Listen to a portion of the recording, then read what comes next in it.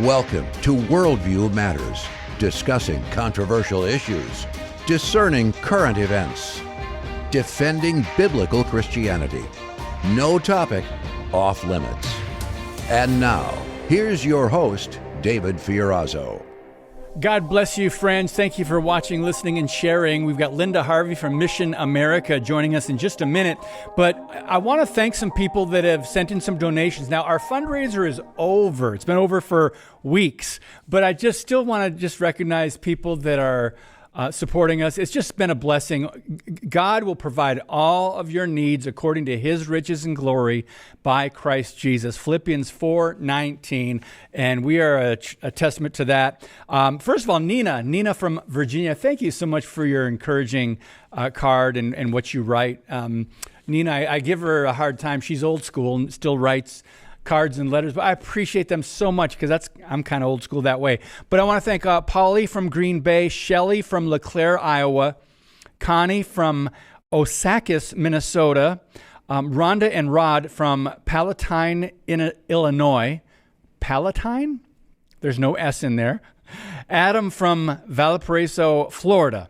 Steve from Kimberly, Wisconsin, and Linda from The Woodlands, Texas. God bless you all. I think that's everybody, but thank you so very much. You keep us going. We are good to go. As Paul writes, we are amply supplied. We have all we need, and praise him for his provision and faithfulness. So Linda Harvey with Mission America, we're kicking off this episode and talking about a few articles on her website. One of them is good news, the top 10 positive declining trends in America. And we're going to give you a perspective, a balanced perspective on positive declining trends.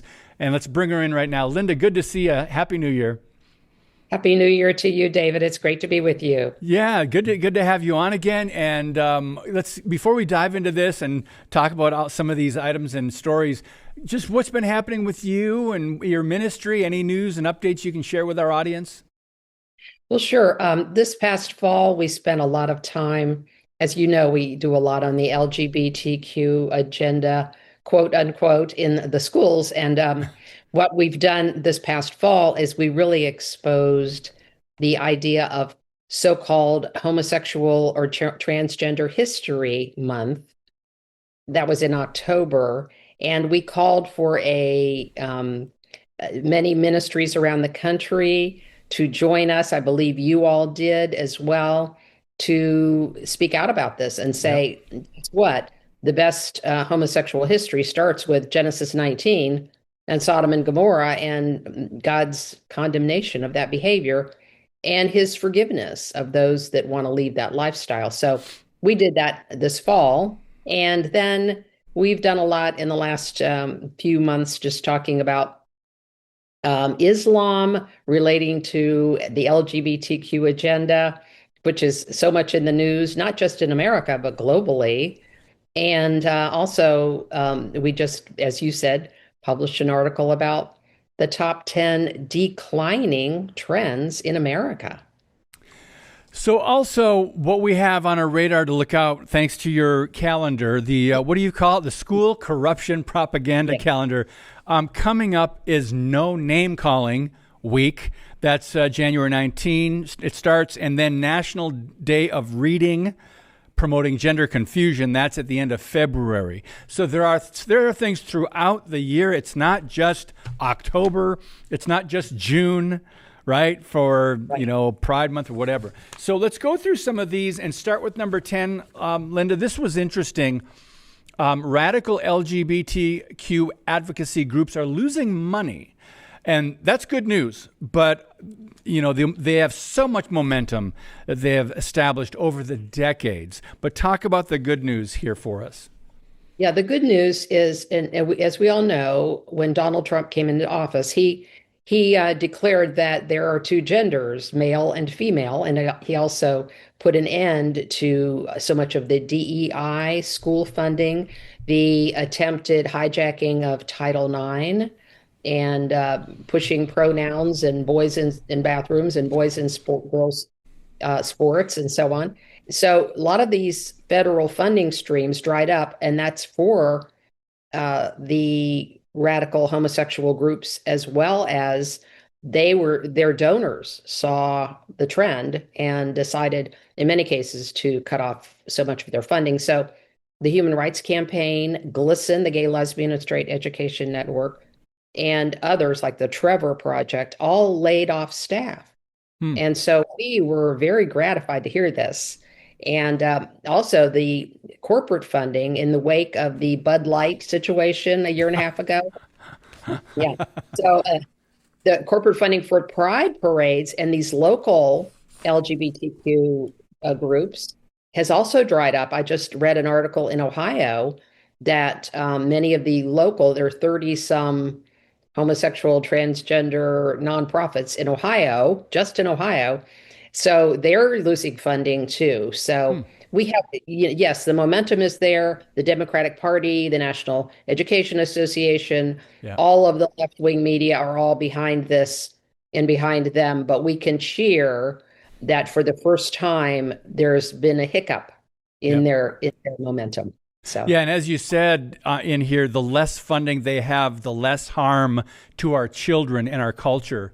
And so, I mean, what did I titled this podcast? Because I always write down a little title before we start talking about all this, and I titled it "Moral Decline Slows, but the Damage is Done." They've corrupted so many young children who are now adults, and they've been active for decades because of the stronghold the left has in particularly the government-run schools. And look at social media and look at everything that's coming against biblical values or the truth. So yes, the less funding, the better. Now let's jump to number 9, Linda. Teachers union membership dropping steadily. Explain this. Yeah, and it's been going on for the past 4 or 5 years, but it's definitely getting some more momentum in that more and more teachers are learning that because of a very prominent Supreme Court case a few years ago, that they can refuse to join the teachers unions and they can get the benefits that they get from other organizations. There are Christian teachers unions. There are totally neutral teachers unions where they can get liability insurance and those kinds of things. You don't need to be part of the very far left radical teachers union agenda to get those benefits. In fact, many teachers, once they find out that they're just an arm of the Democratic Party, the far left of the Democratic Party, they don't want to be a part of that any longer. And so that membership is declining. Also, public school enrollment, because so many parents are finding out that there are alternatives, homeschooling, Christian schooling. Public school enrollment is also declining. So that's also good news that pairs along with the decline in the teachers union membership. So Linda, your thoughts on, before we get to number 8, parents turning to private schools, religious schools, homeschooling, that's all good. But at this point, is it too late? I mean, the government, the public schools are irredeemable, in my opinion, and most people that I know that are the Alex Newmans and the Heidi St. Johns and the so many other people. What are your thoughts? Even though it's good news that some parents are now finally going to private school, religious, or homeschooling. Yeah, I get this pretty often because I spend so much time on the public schools. My own children went to public schools, and it wasn't my first choice, but long story, but I had no choice but to do that at that time. This is 30 years ago. And it wasn't anything close to what it is now. But yeah. But my thought is what you always ask the question when there's a question like this, what's the alternative? Okay, all the Christians pull out of doing anything to influence the public schools, all Christians and conservatives. What would that look like for America? They're already producing barbarians, but not all our kids are barbarians. We are talking about national security issues at this point. We cannot abandon totally the public schools. We have to stay engaged and keep them at least at bay, because if we don't, we're going to have more. I mean, I'm jumping to some conclusions here, but that young woman who drove into the ICE agents yesterday, Mm-hmm. I don't know if she was a public school product. She's apparently in a lesbian relationship, so she's confused in that way. We've seen more and more students who become young adults who are transgender or homosexual, and they are, or some other, they're radicalized by Islam, and they become violent. How many more of those do we need to begin to start to say, we cannot turn our backs on the public schools. We have to keep working for election of conservatives, school board members where we can, holding people accountable for their curriculum and bad, poor, obscene book choices, and so on. Yeah. All the things and the DEI issues that President Trump is defunding. We have, in Ohio, we have defunded we banned boys and girls sports. We've banned these medical procedures on children, these transgender Frankenstein procedures. Many other 20 some other states have done the same thing. So we need to keep standing and looking at this and saying, yes, if you can get your children out and educate them, otherwise do so, but don't turn your back on the public schools. I think that's a very balanced approach. I do. I know some people have changed their tune over the years. They used to say, no, we need our Christian children in the public schools. But you're thinking, okay, what are they up against if you keep the kids in there? Anyway, but I appreciate that perspective, Linda. Let's go to number 8. And more Planned Parenthood clinics are closing, the brick and mortars. Now, this is not necessarily surprising, but yet, as we know, since Roe v. Wade was overturned, there are even more abortions, and Planned Parenthood still gets funding from taxpayers. Your thoughts on that. Give us perspective on this one. Yeah, unfortunately, abortions are going up. And I think it's probably because of the chemical abortions and the tragic ease with which we can kill our own children in the quietness of the apartment or the bedroom or the bathroom in someone's home. That's a sad, sad situation. But brick and mortar facilities are no longer needed for abortions in so many areas. And until the Congress and the FDA gets hold of this and the courts stop blocking any means of changing that, regulating those abortion pills, we need to continue to pray about this. It is great that Planned Parenthood facilities are declining because they're getting Medicaid money by providing, contraceptive, gynecological screenings, probably getting Medicaid money in many states for providing cross-sex hormones and puberty blockers without much in the way of counseling to young people. So it's good that all of that's happening. And the big, beautiful bill, I believe, is the one that cut the Medicaid funding. But what we need to do is to decrease the number of abortions, period, especially those chemical abortions, all of them, but the chemical abortions where we need to spend some time now. Yep. And, it's a heart issue. It's a worldview issue. Life, human life in mother's wombs. God as the creator, human life, male, female, gender, marriage, family. There's a progression.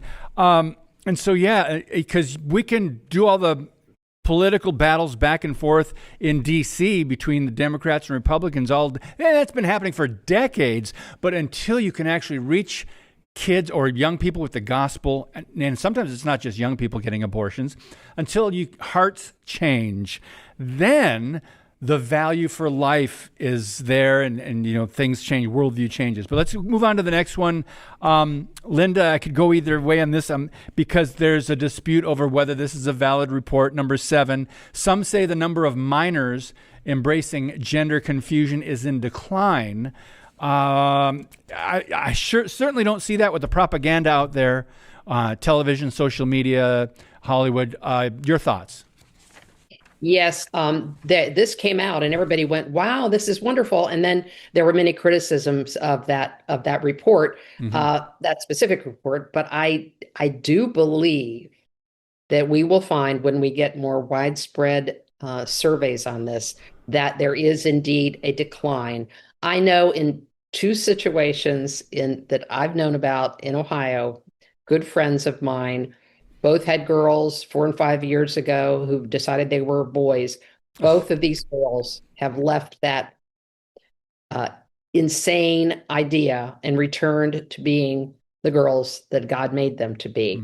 And Okay. that's I know that's anecdotal evidence, but I believe that once we get some valid statistics in and some good surveys, we're going to see that this is indeed the truth because the truth is being proclaimed in more and more public venues than it was before. Yeah. And we were censored. A lot of voices were censored before. Yeah. And so that's a good thing. Moving on for the sake of time. Again, friends, did I give the website at the beginning? missionamerica.com. Thank you. This is great news, but I'm very skeptical about number 6. The Democrat Party has money trouble. They'll get it. They'll still get funding, but go ahead and share what you know about that, Linda. Well, I know, and they so totally botched with under Kamala Harris's presidential bid, the finances, but they're never held accountable for that. Yep. Yet I think they will get the money that they need, unfortunately. But it looks like fewer and fewer people are supporting what they're doing, and our side is more vocal. Because of so many things that have happened recently, and the Donald Trump administration allowing us to have more of a voice, I'm just hopeful that this will hold, that they won't be anywhere nearly as well funded for these 2026 races as they were in 2025 and 2024. Yeah, midterms are going to be huge. So you can mention number 5 if you want to, but I don't want to run out of time before make sure we get to number 4. And for the first time in 50 years, there are fewer drug traffickers, sex traffickers, Islamic terrorist wannabes, convicted felons, and welfare parasites. Why? Because new illegal immigrants are no longer invading America's borders, thanks to the Trump administration. And share about that, Linda. Yes, the cut in illegal immigration is such great news. And remember the one before that about fake Social Security and SNAP accounts, and now all the Somali immigrants. Patriot Post had an interesting, somebody in there wrote that Minnesota is now the land of 10,000 daycares, which I thought was people up your way probably will appreciate that. Yeah.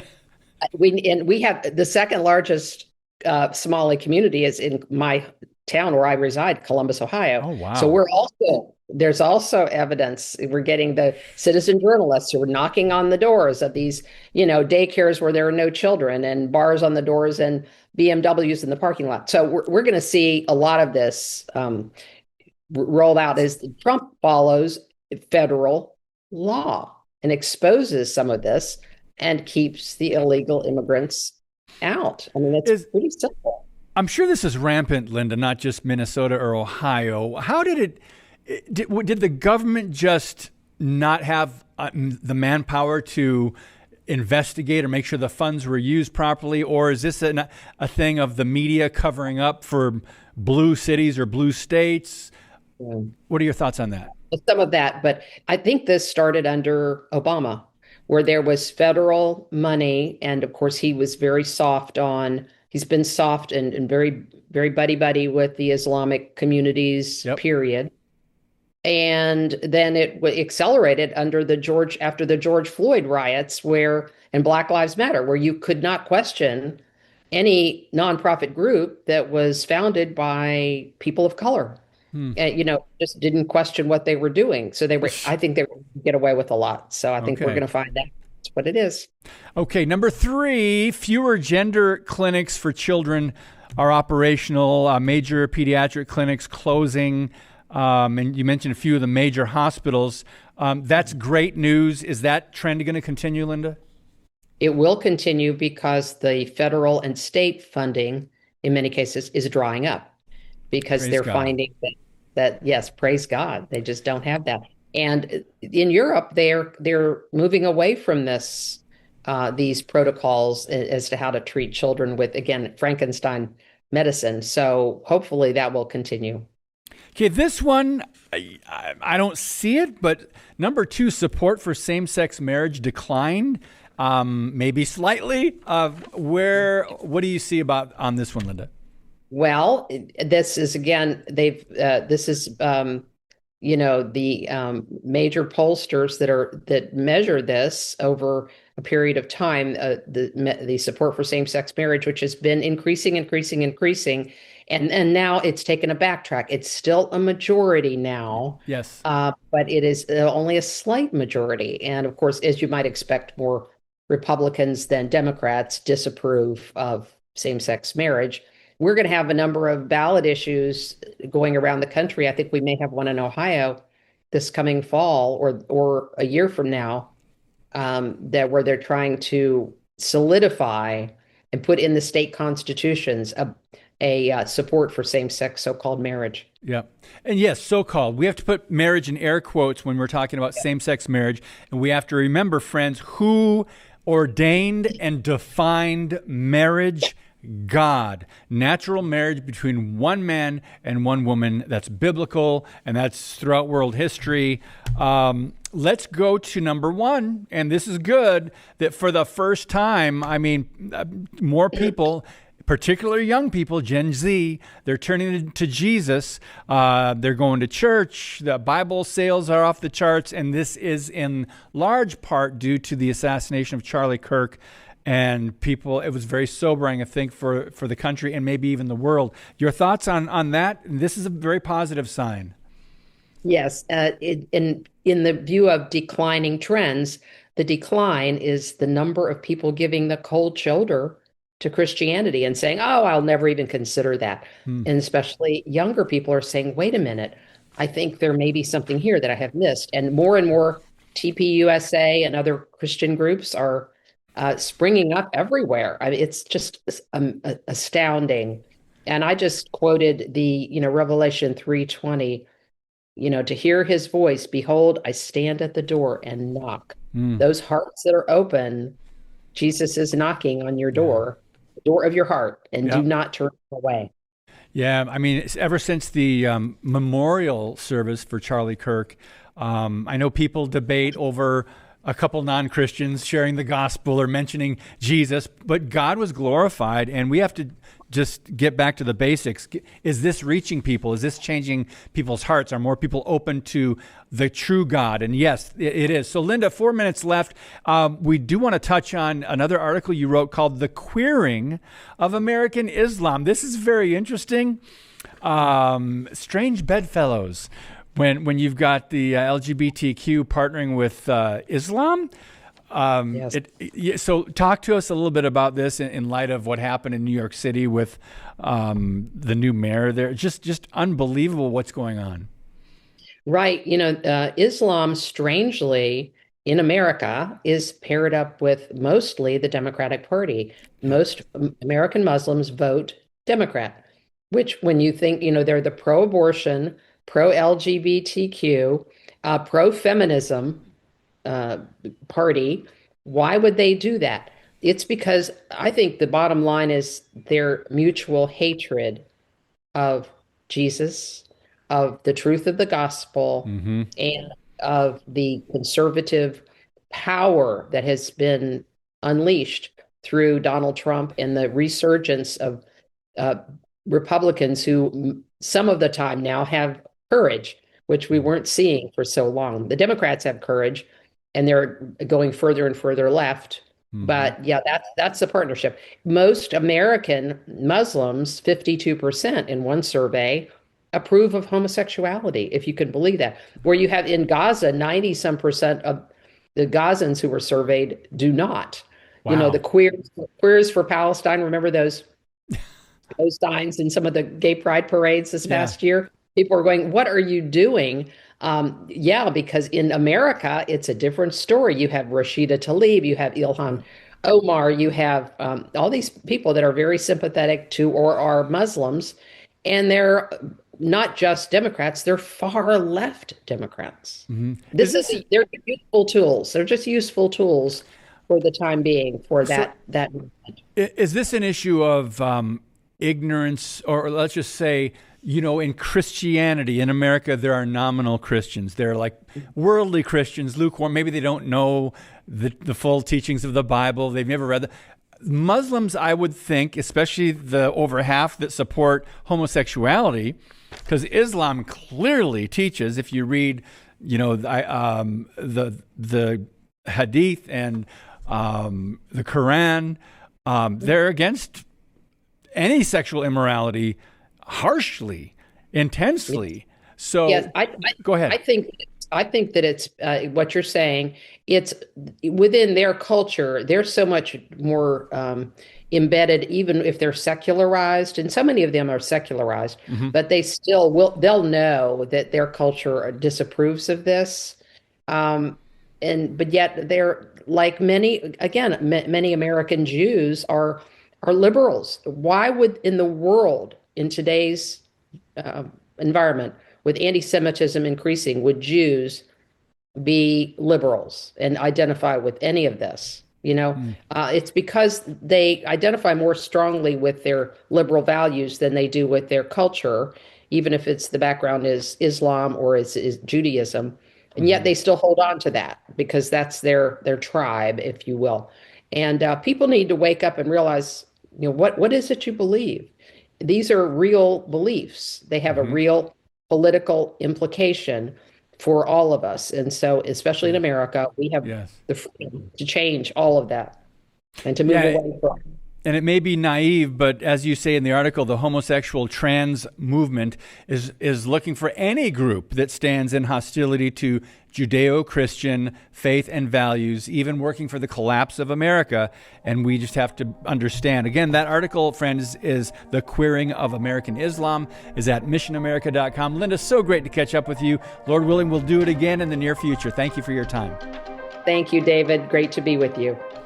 Friends, thank you for watching, listening, and sharing the podcast. To God be the glory, and may you be blessed and always keep speaking the truth about things that matter.